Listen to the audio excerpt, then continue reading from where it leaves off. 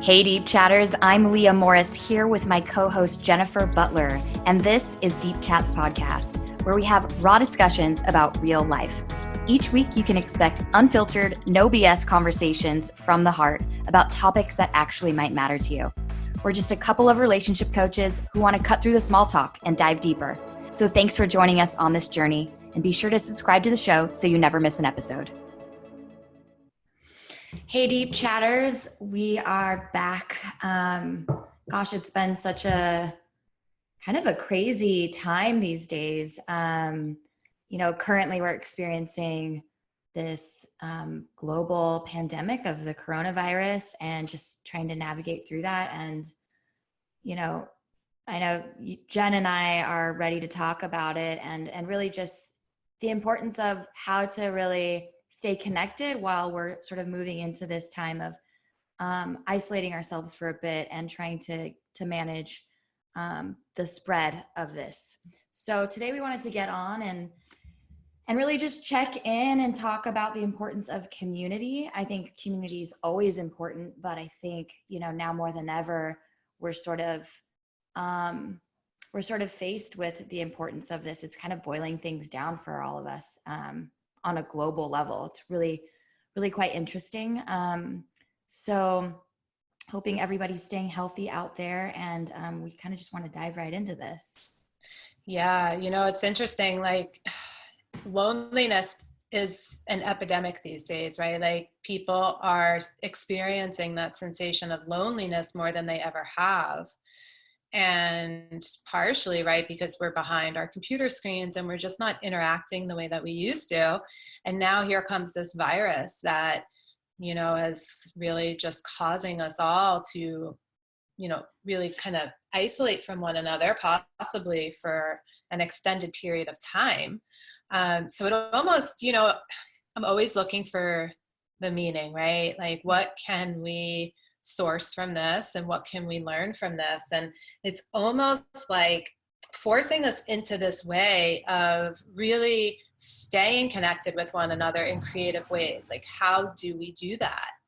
And hopefully on the other side of this, that's a positive that we move forward with is, well, we were forced to find more creative ways to connect with one another, and now we know them and we can utilize them as we move forward together, and I don't know, bring people back to connecting and mm-hmm. being with one another again. Yeah, it's weird because we sort of just get behind these screens like you're saying, and I read somewhere the statistic that was like we only spend about 4% of our time when we're on screens or when we're like behind a phone or computer actually communicating with each other. Most of it is spent scrolling and sort of mindlessly like not paying attention. Yeah. And wow, that's kind of crazy to me. It's like we spend so much time on these things and we're just failing to make contact and failing to, develop any kind of like deepness with each other. Yeah. But now we're sitting here with this, this sort of like hysteria happening, and we're all feeding off of it with each other. And I kind of think, it's easy for us to go out into the stores and see that there's like shelves with no toilet paper on them, or, the cans of beans are all gone. And then we go back into our homes and then we tweet about it or we Instagram about it. And I feel like where's the interaction like in person? Like, hey, we're all here doing this together. Yeah. We're all feeding this thing, and we're all like, trying to ride this wave together. I think it'd be so cool to actually see people like in person when we're out in the world, sort of like, shrugging our shoulders and being like, isn't this nuts? Yeah. Just that simple like acknowledgement of like, hey, this is us right now. This is human right now. Exactly.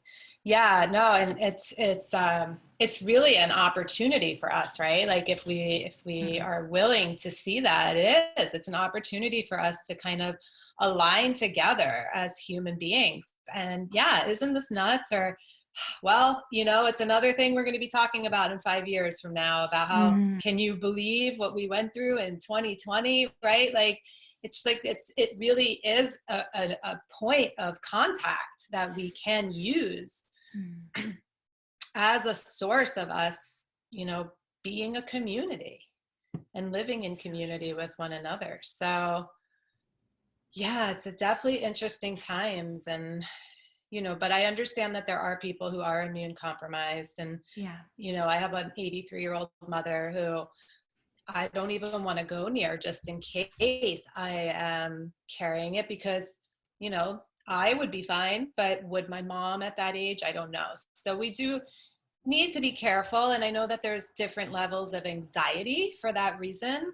Mhm. So this is a good tool, right? Like we look at social media sometimes and we're like you said, the scrolling, and we're just distracting. And yes, some people use it for that. I've been guilty of that too.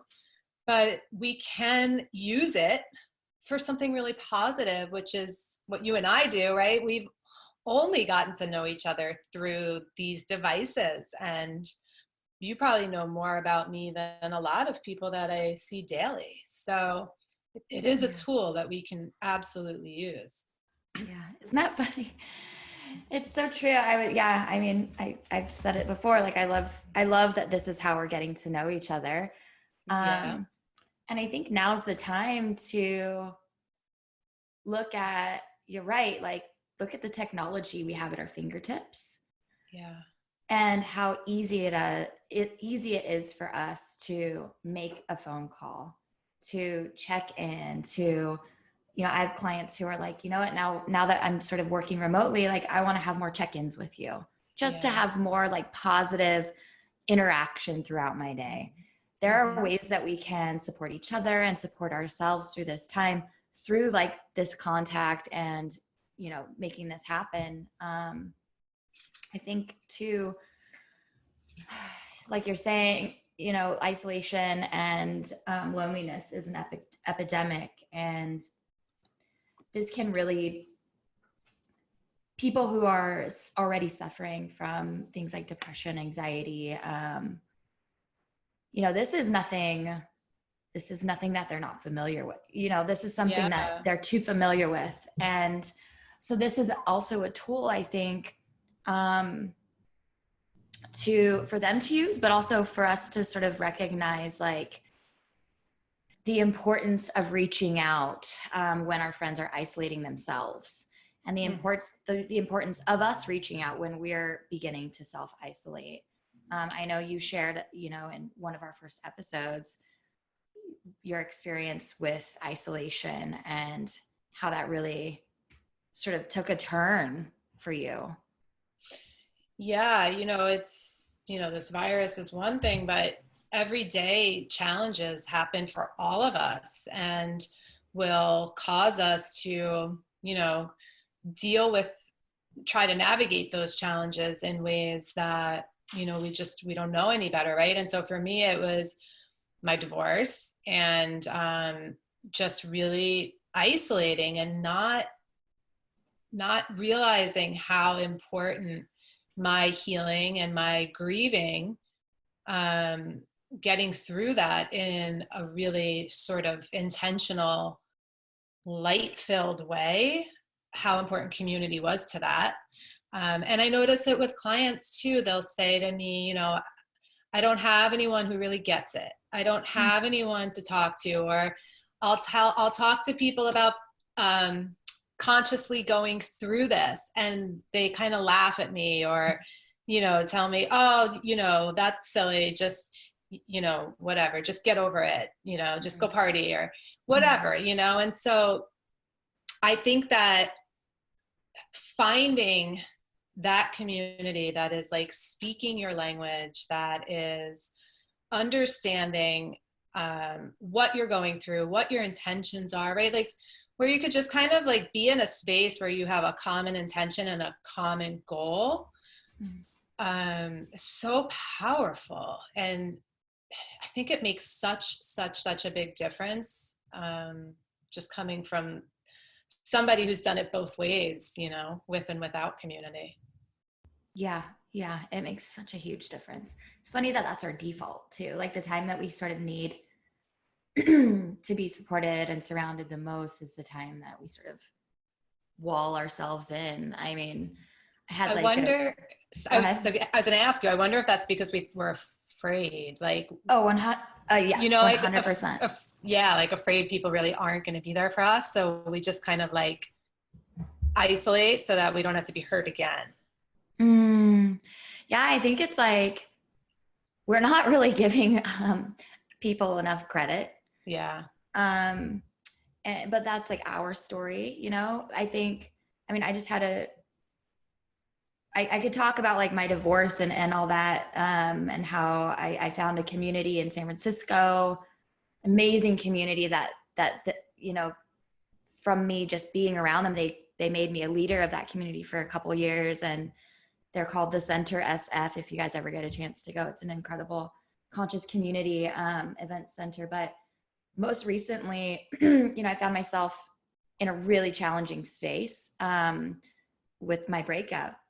And I was out to brunch with a pretty large group of my friends when it all came crashing down. And my immediate reaction was like, leave the restaurant. And I ran out of the restaurant. I didn't want anybody to see me crying. I couldn't not cry. And so my reaction was isolate. So I left, Yeah. and I got all of these text messages from my friends inside saying, whatever you're going through right now, you're not, don't go through it alone. Go through it in front of us. We're here for you. And I, you know, slowly walked my ass back into that restaurant with just my red eyes and tissue and my, you know, mascara running down my face. And they gathered around me at this table in the middle of the restaurant, and I just sobbed in front of them, and they didn't speak a word. They just let me fall apart. And it was the most beautiful experience I've ever had. And of course I thought to say, I'm sorry. Yeah, I'm sorry that this is happening. And they were just like, I think one of them said, you know, we this is what we're here for. We all have cried Yeah. in your arms. This is your turn to cry in ours. And what a beautiful example of what community really is. I was able to really like survive that day, I think, because I was being held up by so many loving hearts, and Yeah. not being rushed out of that experience, but being met with just like a lot of compassion and empathy.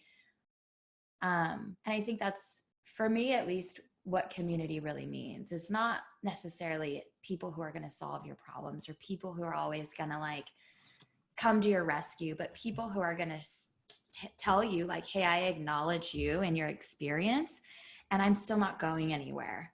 And we Yeah. can have this be like a reciprocal thing throughout our life. Like it was really quite amazing. And shout out to all my friends just for showing up. So beautiful. It's so interesting what you said about, of course, you thought to say, I'm sorry, right? Like, Yeah.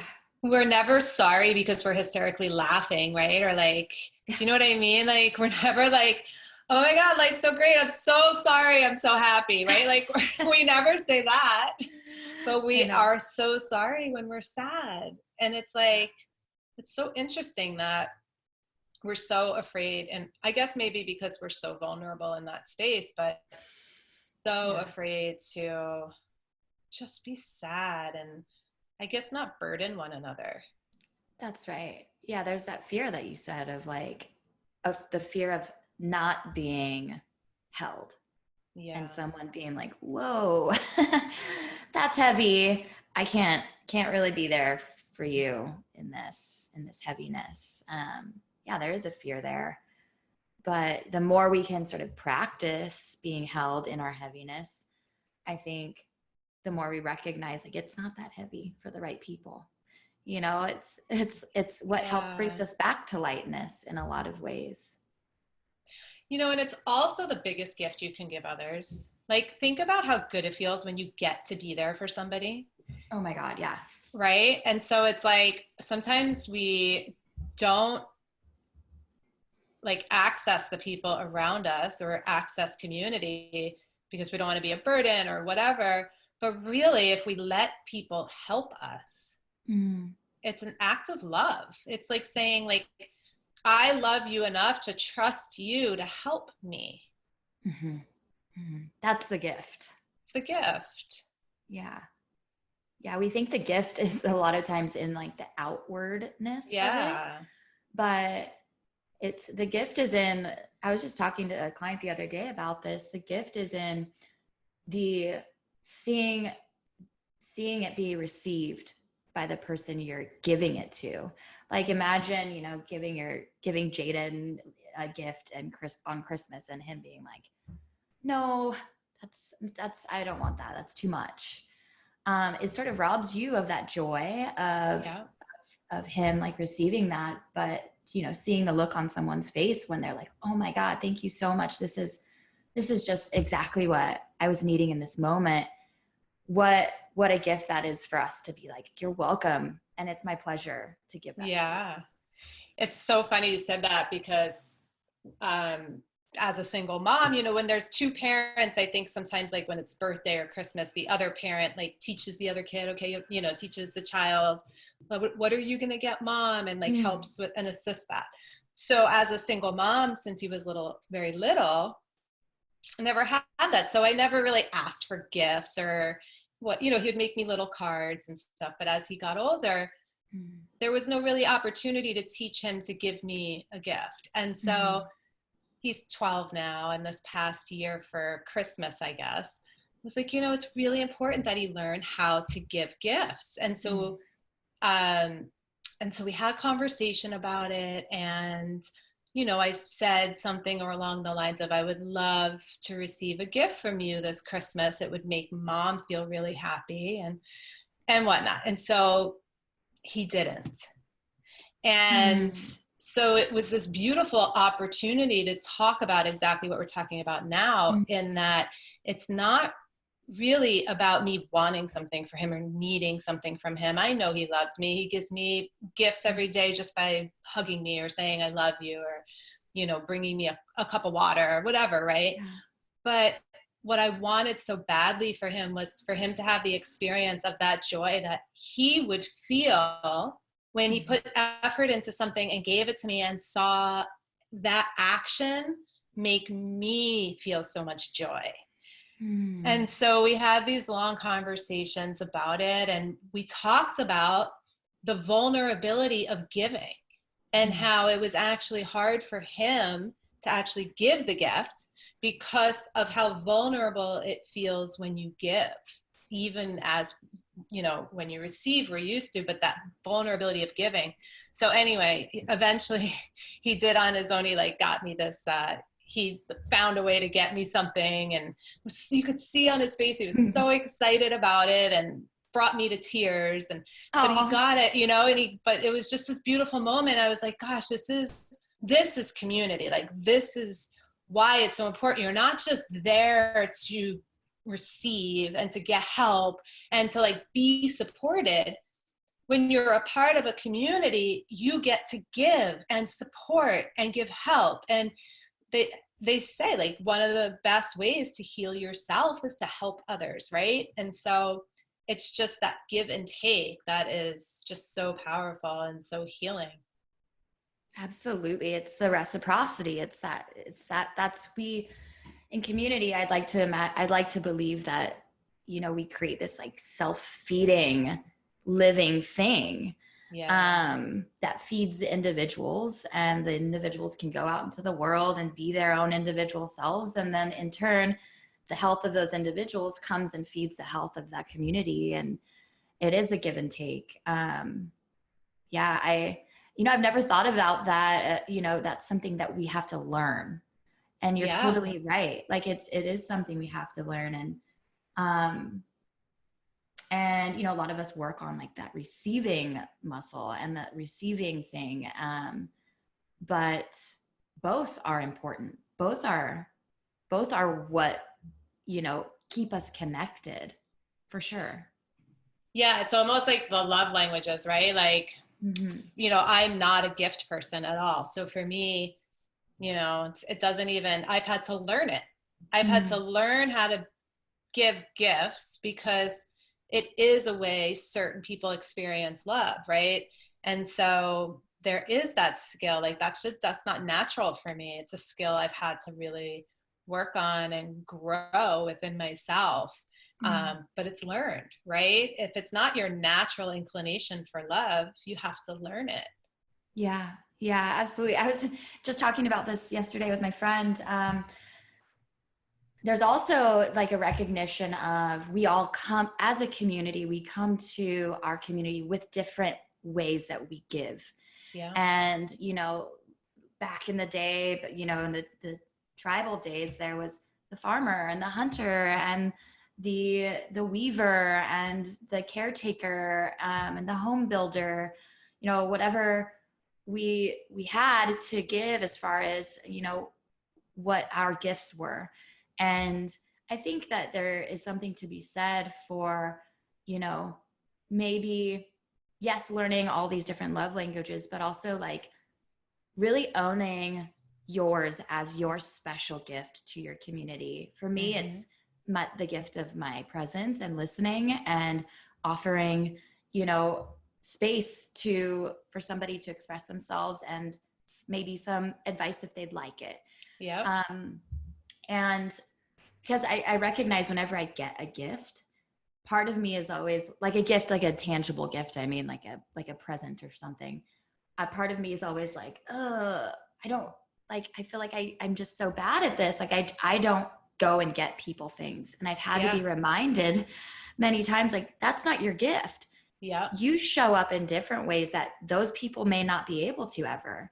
And this is them returning that favor to you, is by saying like, hey, you give us these gifts from yourself, that are deep and heartfelt and meaningful to us. And this is how we're giving, the way that we show love back to you. Yeah. That's beautiful. Yeah. So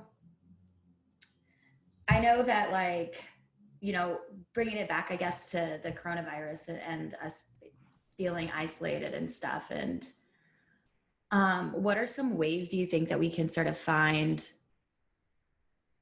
community in this new space that we're in? Because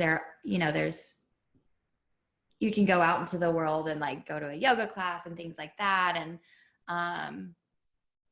but we're going to kind of have to get creative about this, I'm feeling. Yeah. Well, what we're doing, right?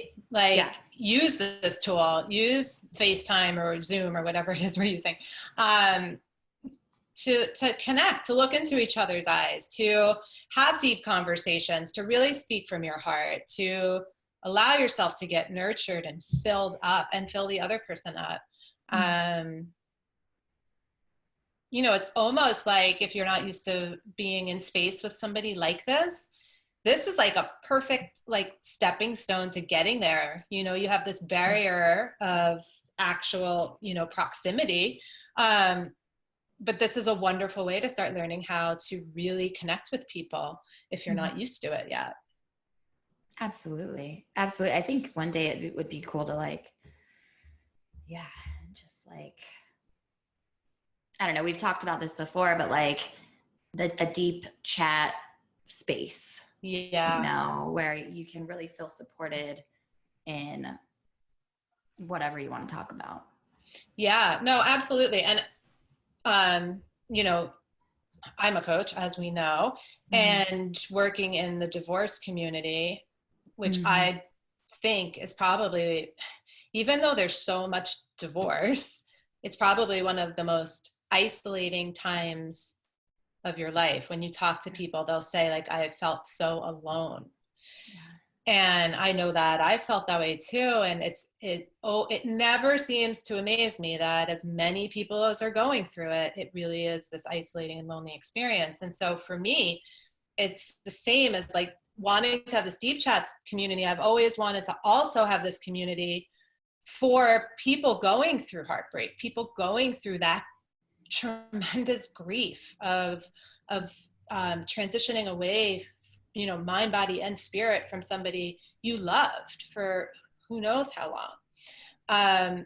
And so, yeah, so one of my creative ways, and this is something you can all do, is I'm creating a group, which I'm super excited about, to create this group for conscious heartbreak for women, where they can grieve and be held in this space while being contained, and in a way that's really holding the light, right? A community where everyone's sort of in that conscious conversation about what's possible on the other side of conscious heartbreak. But again, like all what we were saying, you have the chance to be supported, to give support, to learn, to grow, to be mentored, to be put into action, like all those things together. And I'm super excited because it's going to be accessible. I've always been like, how do I make coaching accessible for everybody, right? Because, you know, not everybody can afford one-on-one coaching. That's just the facts of it. And so I'm really excited to kind of do this so that it's really accessible for everyone. But that's besides the point.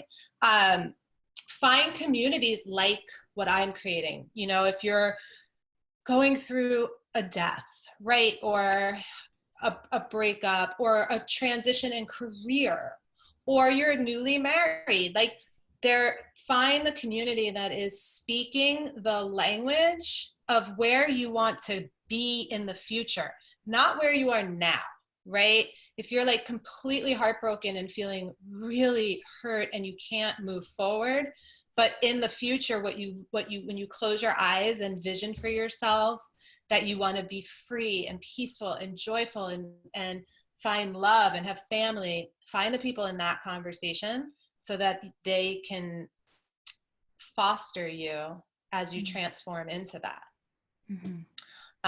So that's a really wonderful way. I mean, that's one of the things I love about Facebook, right? Is all those groups. I think, yeah, you know, Facebook might have all its things, and I know there's good and bad and everything, but Facebook groups, the way they bring people together, I think it's beautiful. I think it's a positive way to use social media.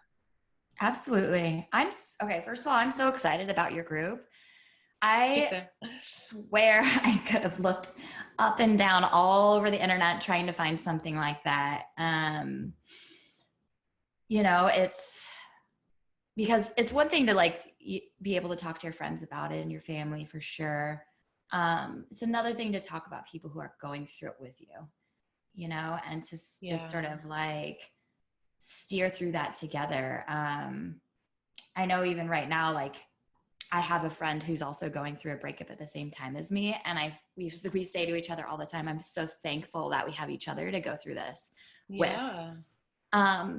You know, but even more than that, like the fact that you're offering even coaching alongside of that and guidance and tools, it keeps it from becoming just this echo chamber of heartbreak. It keeps it moving towards the light. It's like, yes, we're all hurting here together. Yes, you know, you don't have to feel like a burden in this space.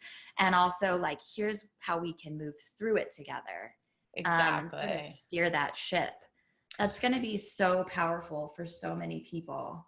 Yeah, you know, I found that too. And I've noticed, you know, there are groups for divorce and breakups and all of that. And like you said, it can sometimes feel like an echo chamber. And I've had people say like, well, I don't want to join a group because I don't want to have to like listen to everyone else complain or hold everyone else's pain. Like I've got enough of my own. And I get that. Right. And so that's why it's so important, the piece of really like, yes, this is where I am, but you have a group of people and a coach or, you know, someone leading the way who are keeping you in the light, reminding you of the possibility. You get to grieve and be exactly where you are, loved and supported, and reminded every step of the way that this is where you're going. And we are all, as women, because when women come together with a common intention, forget it. There's no words for how powerful that is, right? So when you have a group of women holding an intention for you for light and possibility, transformation is like just inevitable. Yeah. So Yeah. I yeah, no, have I'm super chills. excited. But yeah, I'm super thrilled. So anyway, that's one way, right, to be Yeah. creative in this time using these devices. Yeah. I also think, oh, go ahead. Oh no, go ahead. I was going to reflect back to what you said before, just the nods and the Yeah. moments of connection when you're out seeing people. Yeah. Yeah. Face to face interaction. And, you can't really beat that. But one more thing on the whole like community online, because I think that right now we have to sort of operate there for a bit longer. And we've been operating from here without really knowing. I think a lot of people don't realize just how much time we spend inside by ourselves on our phones, substituting that for actual human interaction. Um, Yeah. but with like the whole Facebook group thing and just community thing in general, not only, is it nice to have a container where everybody is sort of like-minded, so that you can sort of navigate in a way that doesn't feel so lonely. But also, I learned so much from simply paying attention to people in my community. Even if I'm not actually like being the one who's stepping up and expressing like what I'm going through, just listening and being able to hear someone in their experience, I'm able to really take away so many little nuggets of wisdom. Because when you have a community that's like-minded, of course they're like a mirror to you. We're all sort of Yeah. reflecting different pieces of ourselves back to each other, and it just becomes this like, this like powerful bubble of learning. And Yeah. I think that's something that we fail to really like recognize, is like the power of reflection and the power of people, who are going through the same thing, and them teaching, being our teachers. We're all teaching each other simultaneously. Yeah, there's so many times when you'll hear someone else talking about something they're going through or telling their story, and you're like, oh my God, that's Mhm. exactly how I feel, or I didn't even realize it, but I'm going through that. Like, you don't even see it. It's such, and you're right, it's like this beautiful way to see your blind spots. I think Mhm. about those mirrors. I don't know, when I was a kid, I used to love those mirrors where you'd stand and there'd be like 30 different like versions Yeah. of you. Yeah. I just keep thinking about that, like all around you, like you've all these different reflections coming back at you. And yeah, it's super powerful. So powerful. Like that community. Yeah. We talk about it in this way, but it really is a catalyst to so much growth. And, um, not just like an antidote for isolation and loneliness. Like it really is like a big proponent to push us forward into, something that we couldn't do by ourselves. Um, Yeah. and I think like, I guess just going back to, okay, like Facebook groups is one way to do it. I know, I haven't personally used this, but I know a lot of people do. Like Meetup, I think, is one way to Yeah. go about it. Um, Even like Yeah. my friends and I do, what's it called? Where we get on like conference calls Yeah. together. Yeah. And that can feel like really nice. Like everybody's sort of connecting, especially because I have friends that are pretty far away from me. Yeah, exactly. Even And we, Zoom or like one of these. Yeah, yeah, FaceTime. Have a glass of wine. Like we'll do that. Have a glass of wine and we'll just catch up and you know, yeah, because exactly if you have friends that live, I have a really, really, really close friend that lives in Mexico. And so, our catch ups are FaceTime and staring into each other's eyes and laughing and having this amazing time, but we're miles and miles away. So yeah, absolutely. It's at our fingertips. yeah. And also, I think one important thing too is if you can't find it, I'm a big believer in you have to create it yourself. Yeah. And that's something that when I moved from San Francisco, where I had this incredible conscious community that was just like lifting me up, making my life just feel so full. And I moved from there to Sacramento. I was searching and searching, like, where can I find a community like that where I can just insert myself? And I think I slowly had to recognize, like, I think I need to be the one creating it. And so being, you know, stepping into that role, I was like a big moment too, that I know a lot of my friends and a lot of people that are now in my community feel thankful for. And so really taking, you know, taking the time to recognize, like, if you can't find it, it doesn't mean you're stuck. Right. It doesn't mean, you know, your people aren't out there. It means that maybe it's time for you to step into that beacon of saying, like, I'm calling in these people, Yeah. you know, and creating a Facebook group or creating a meetup group or making some phone calls. It might be a really beautiful time to, like, step into a more leadership position. Yeah, that's beautiful. Yeah. Yeah. Yeah. Create it. I love that. Just like you're doing. No, and yeah, I guess that's true. Just like I'm doing. And there's no better time than when we're kind of, you know, being influenced to take a step back and be in our own space. It's perfect time for creativity. Yeah, absolutely. Yeah. Awesome. Well, I am really glad that we had this conversation really as a result of the virus, really, because I feel like not everyone, but a lot of people are getting really caught up in this like downward pull of things. And I think it's so important for us all to find the pieces where we can rise here, where we can be called to be inspired, where we can become leaders, where we can create.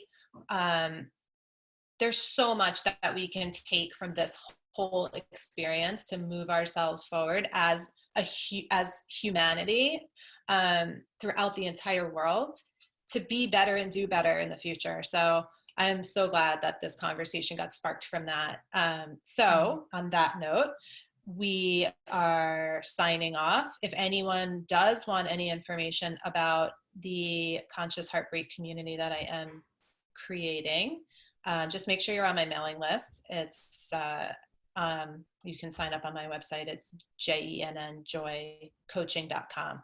So, and then you can get information there. But otherwise, thank you so much for joining us, guys. We value you. We value this time that we share with each other, and just wishing you a beautiful week.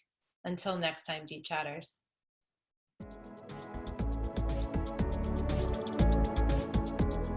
To all you deep chatters out there, Leah and I want to thank you so much for listening. This is a podcast that's all about connection, so we'd love to hear from you. Connect with us on Instagram at Deep Chats Podcast. And if you haven't already, please go to iTunes to rate and review us. Every review helps other deep chatters just like you be able to find this podcast.